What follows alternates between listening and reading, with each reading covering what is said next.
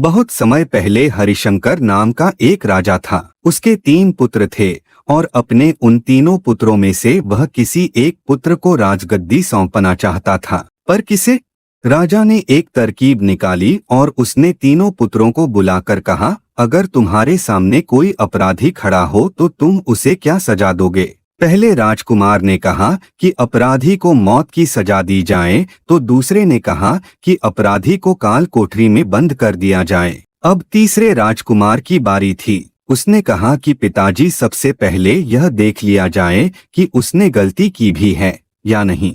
इसके बाद उस राजकुमार ने एक कहानी सुनाई। किसी राज्य में एक राजा हुआ करता था।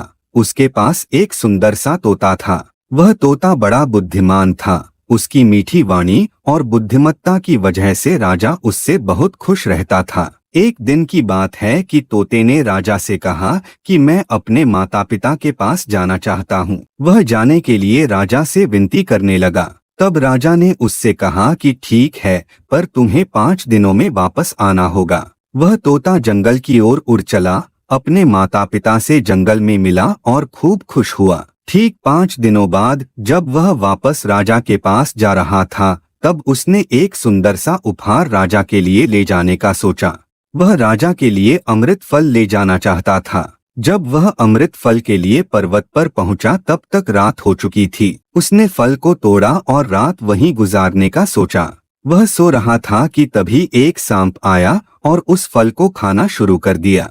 सांप के जहर से वह फल भी विषाक्त हो चुका था। जब सुबह हुई तब तोता उड़कर राजा के पास पहुंच गया और कहा, राजन, मैं आपके लिए अमृत फल लेकर आया हूँ। इस फल को खाने के बाद आप हमेशा के लिए जवान और अमर हो जाएंगे।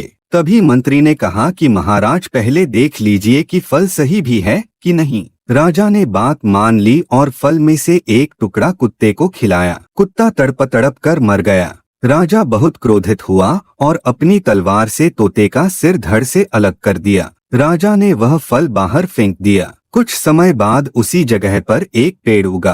राजा ने सख्त हिदायत दी कि कोई भी इस पेड़ का फल ना खाए, क्योंकि राजा को लगता था कि यह अमृत फल विषाक्त होते हैं और तोते ने यही फल खिलाकर उसे मारने की कोशिश की थी। एक दिन एक बूढ़ा आदमी उस पेड़ के नीचे विश्राम कर रहा था। उसने एक फल खाया और वह जवान हो गया, क्योंकि उस वृक्ष पर उगे हुए फल विषाक्त नहीं थे। जब इस बात का पता राजा को चला तो उसे बहुत ही पछतावा हुआ। उसे अपनी करनी पर लज्जा हुई। तीसरे राजकुमार के मुख से यह कहानी सुनकर राजा बहुत ही खुश हुआ और तीसरे राजकुमार को सही उत्तराधिकारी समझते हुए उसे ही अपने राज्य का राजा चुना। इस कहानी से हम सबको यही सीख मिलती है कि किसी भी अपराधी को सजा देने से पहले यह देख लेना चाहिए कि उसकी गलती है भी या नहीं। कहीं भूलवश आप किसी निर्दोष को तो सजा देने नहीं जा रहे हैं। निरपराध को कतई सजा नहीं मिलनी चाहिए।